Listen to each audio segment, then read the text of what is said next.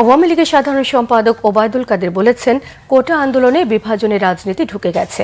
তবে আন্দোলনের গতিবিধি পর্যবেক্ষণ করে সময়মতো প্রয়োজনীয় ব্যবস্থা নেওয়ার ইঙ্গিত দিয়েছেন তিনি আরও বলেন, কোটা থাকবে কি থাকবে না সে বিষয়ে সিদ্ধান্ত নেবে আদালত। বিশ্ববিদ্যালয়ের আন্দোলনকারী শিক্ষকদের সঙ্গে তাদের যোগাযোগ রয়েছে বলেও জানিয়েছেন আওয়ামী লীগের সাধারণ সম্পাদক ওবায়দুল কাদের। রিপোর্ট করছেন মুহিবুল্লাহ মুহিব।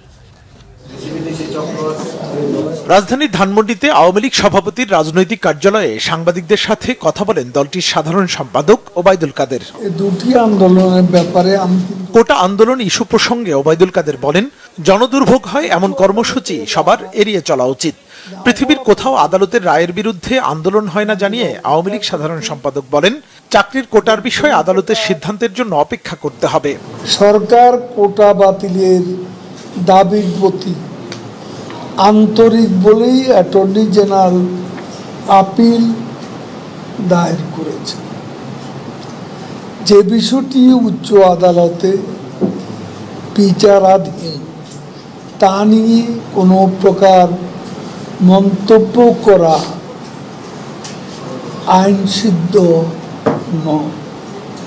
উচ্চ আদালতের রায় না হওয়া পর্যন্ত আমাদের অপেক্ষা করতে এবং কোনো প্রকার উত্তেজনা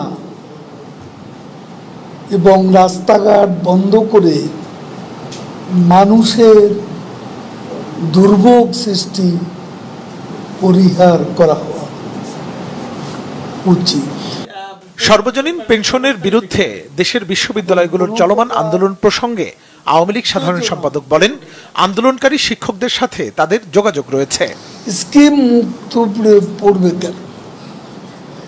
এখানে ভুল বোঝাবুঝি থাকতে পারে, তাদের সাথে আমাদের যোগাযোগ আছে। আনুষ্ঠানিক বসাবসি হয়তো এখনো হয়নি, তো সিদ্ধান্ত তো নিতে হবে বাস্তব পরিস্থিতির আলোকে। এখানে আমলা সুপিরিয়ার না শিক্ষক সুপিরিয়ার, আমরা এই বিতর্কে যাব না। বিশ্ববিদ্যালয়ের শিক্ষক আমলা সহ সকল চাকরিজীবী নিজ নিজ মর্যাদা অনুসারে পেনশন স্কিমে যুক্ত হবেন বলে জানান ওবায়দুল কাদের। পদমর্যাদার ভিত্তিতে যেটা বাস্তবসম্মত আমরা সেটাই করতে চাই। মুহিবুল্লাহ মুহিব, বাংলা ভিশন, ঢাকা।